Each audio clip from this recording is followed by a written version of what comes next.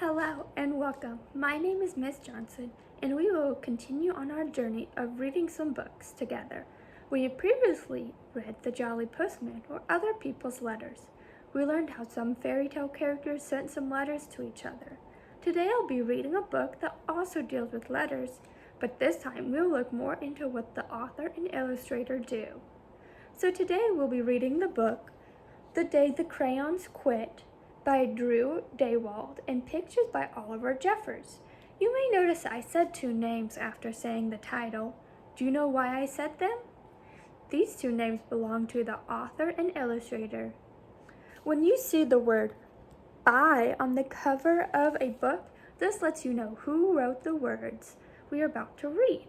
If it says pictures by or illustrated by, then this person is the one who made the pictures in the book. Now, do you remember who I said wrote the book? Right, his name is Drew Daywald. Now, who was the illustrator? His name was Oliver Jeffers.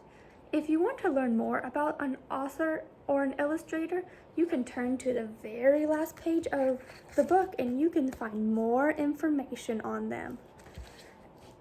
As we read, we can tell how both of these people tell the story. We'll get the story from the words the author writes, but also from how the illustrator brings those words to life in the pictures. So now we are going to read the book, The Day the Crayons Quit, by Drew Daywald. One day in class, Duncan went to take out his crayons and found a stack of letters with his name on them. Hey Duncan, it's me, Red Crayon. We need to talk. You make me work harder than any of your other crayons. All year long, I wear myself out coloring fire engines, apples, strawberries, and everything else that's red. I even work on holidays. I have to color all the Santas at Christmas and all the days Valentine's Day hearts. I need a rest. You overworked friend, Red Crayon. Dear Duncan, all right, listen. I love that I'm your favorite crayon for grapes, dragons, and wizards' hats. But it makes me crazy that so much of my gorgeous color goes outside the lines. If you don't start coloring inside the lines soon, I'm going to completely lose it. Your very neat friend, Purple Crayon. Dear Duncan, I'm tired of being called light brown or dark tan because I am neither. I am beige and I am proud, and I'm so tired of being second place to Mr. Brown Crayon. It's not fair that Brown gets all the bears, ponies, and puppies, while the only thing I get are turkey dinners, if I'm lucky, and wheat. And let's be honest, when was the last time a kid was excited about coloring wheat? Your beige friend, Beige Crayon. Now let's stop a moment. We said that we could see how they were going to draw and make these pictures compared to the text. So if we look at Beige's face, you can tell that he is sad or tired. And in the text, we read that he was tired. So that is how the author can make the pictures go along with the words. Duncan, Gray Crayon here. You're killing me. I know you love elephants, and I know that elephants are gray, but that's a lot of space to color in all by myself. And don't even get me started on your rhinos, hippos, and humpback whales. You know how tired I am after handling all of those big things. Such big animals. Baby penguins are gray, you know. So are very tiny rocks, pebbles. How about one of those once in a while to give me a break? Your very tired friend, Gray Crayon. Dear Duncan, you color with me, but why? Most of the time, I'm only the same color as the page you are using me on, white. If I didn't have a black outline, you wouldn't even know I was there. I'm not even in the rainbow. I'm only used to color snow or to fill in empty space between other things, and it leaves me feeling, well, empty. We need to talk. Your empty friend, White Crayon.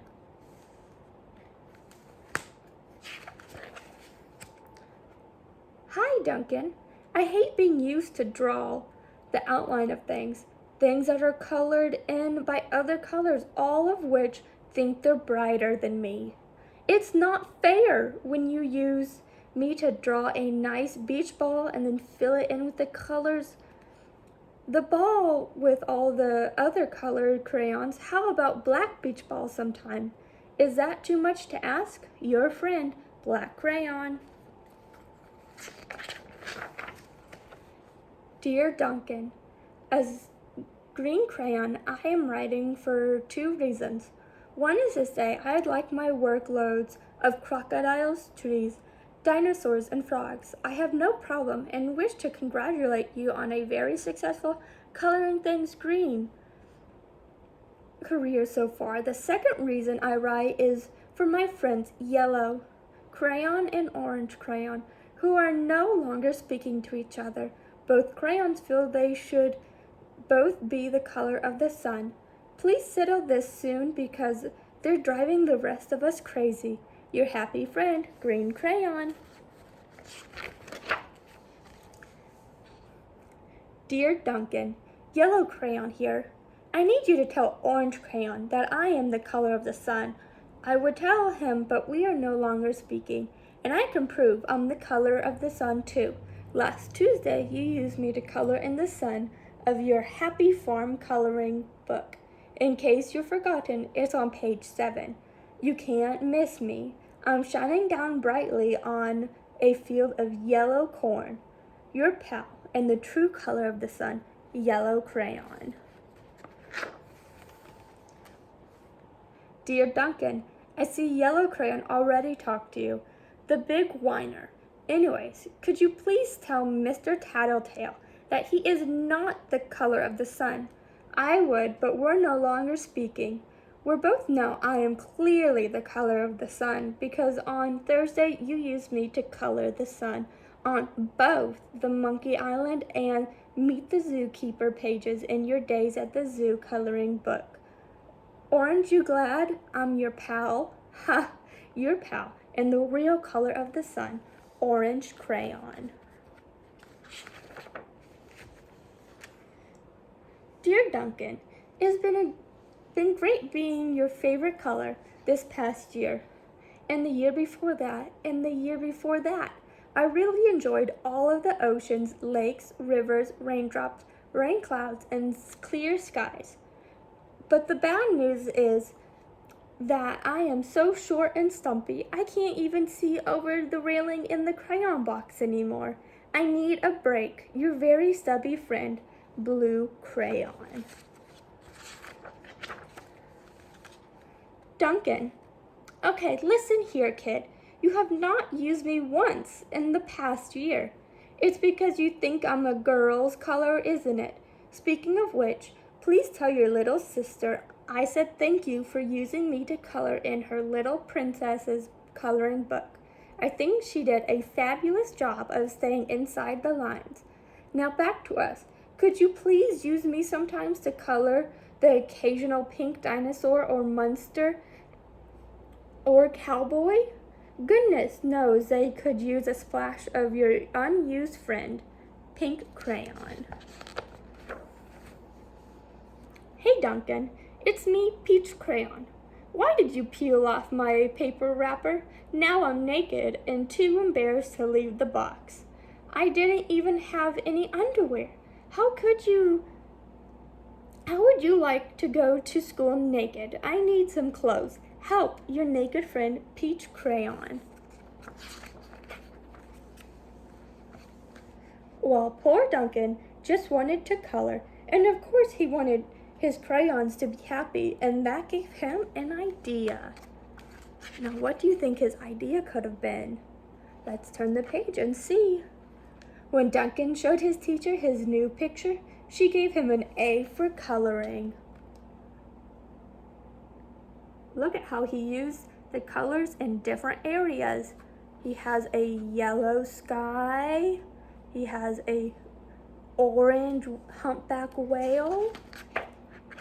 And an A for creativity. These crayons were tired of being used for the same drawings all the time. Do you think your crayons might feel like this as well? Now here's an activity that you can try to do. With coloring items like crayons, markers, colored pencils, try to draw a picture with crazy colors. Here, watch. I'm going to draw my grass pink.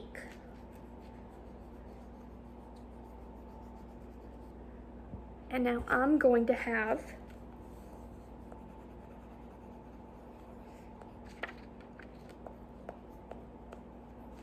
a green sun. Let's see how we can use our colors differently instead of how they might look in the real life. I bet we're gonna have some very fun types of pictures. In the end, look at mine. I have my green sun, my pink grass, a blue and a yellow ant, a black kite, and some very colorful flowers. I can't wait to think of what you can create.